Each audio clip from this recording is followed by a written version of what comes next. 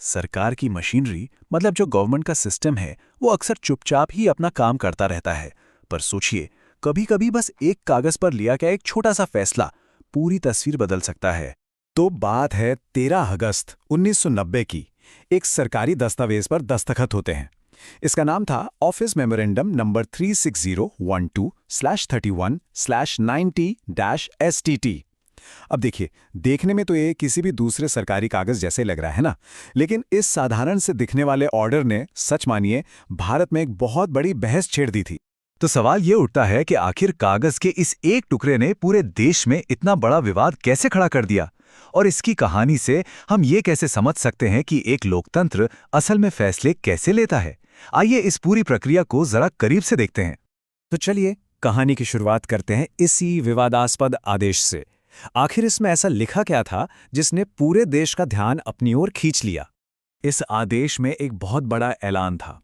वो ये कि भारत सरकार की सिविल नौकरियों में 27% सीटें अब सामाजिक और शैक्षिक रूप से पिछड़े वर्गों यानी एसईबीसी के लिए रिजर्व होंगी।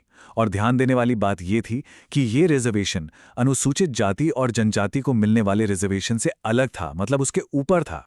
अब ये लग सकता है कि ये फैसला शायद अचानक से आ गया, लेकिन असल में ऐसा बिल्कुल नहीं था। इस एक आदेश के पीछे एक दशक से भी ज्यादा लंबी कहानी छिपी है, जिसकी शुरुआत होती है मंडल आयोग की सिफारिशों से। इस टाइमलाइन पे जरा नजर डालिए।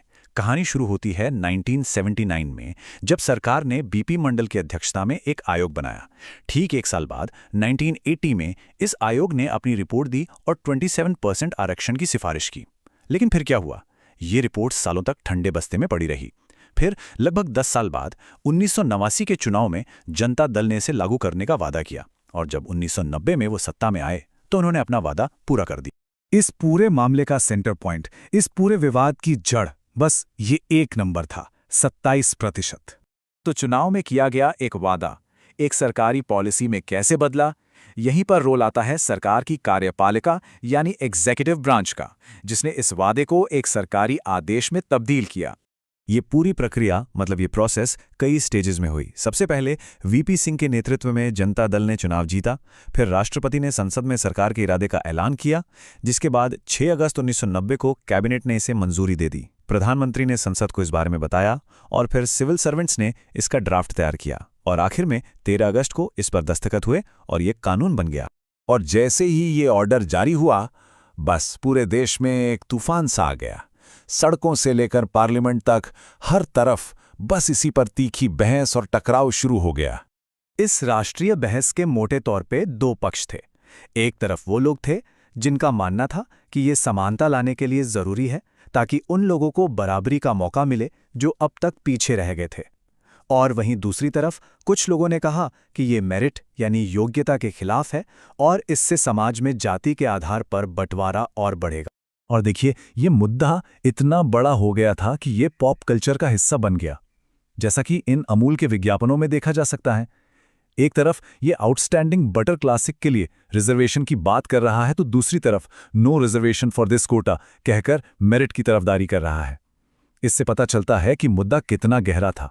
तो जब सड़कों पर और पार्लियामेंट में इस बहस का कोई हल नहीं निकला, तब मैदान में आई देश की एक और सबसे जरूरी संस्था, हमारी न्यायपालिका। इस आदेश को चुनौती देते हुए देश भर की अदालतों में कई याचिकाएं दायर की गईं। तब देश की सबसे बड़ी अदालत यानी सुप्रीम कोर्ट ने इन सारे केसेस को एक साथ जोड़ दिया और सुनवाई शुरू की। ये केस भारतीय इतिहास में इंदिरा साहनी केस के नाम से जाना जाता है। और फिर साल 1992 में आया वो ऐतिहासिक फैसला। देखिए, सुप्रीम कोर्ट ने यहाँ एक बहुत ही बैलेंस्ड रास्ता अपनाया। सबसे पहली बात, उन्होंने कहा कि 27% आरक्षण का ऑर्डर बिल्कुल ठीक है, कानूनी रूप से वैलिड है। लेकिन, और ये लेकिन बहुत जरूरी है, उन्होंने एक शर्त जोड़ दी। कोर्ट ने कहा कि पिछड़े वर्गों के जो लोग पहले से ही संपन्न हैं, जिन्हें क्रीमी लेयर कहा जाता है, उन्हें इस आरक्षण का फायदा नहीं मिलना चाहिए। इस एक शर्त ने पूरी पॉलिसी को बदल दिया, और सरकार को 1993 में एक नया बदला हुआ आदेश जारी करना पड़ा। तो चलिए, अब इस पूरी कहानी को थोड़ा दूर से देखते हैं। इससे हमें ये क्या समझ में आता है कि एक डेमोक्रेसी, एक लोकतंत्र काम कैसे करता है। जैसा कि ये टेबल साफ साफ दिखाती है, तीनों संस्थाओं ने अपना अपना रोल निभाया। कार्यपालिका ने फैसला लिया, विधायिका ने बहस के लिए एक मंच दिया, और जब विवाद बढ़ा तो न्यायपालिका ने इसे सुलझाया और इसमें सुधार भी किया। यही तो खूबसूरती है एक लोकतंत्र की, जहां कोई एक संस्था अकेले सब कुछ तय नहीं करती।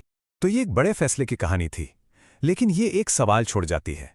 जब अगला कोई बड़ा फैसला लिया जाएगा, तो क्या हमारे सिस्टम में मौजूद यही संतुलन और यही संस्थाएं उस फैसले की निष्पक्षता को सुनिश्चित कर पाएंगी?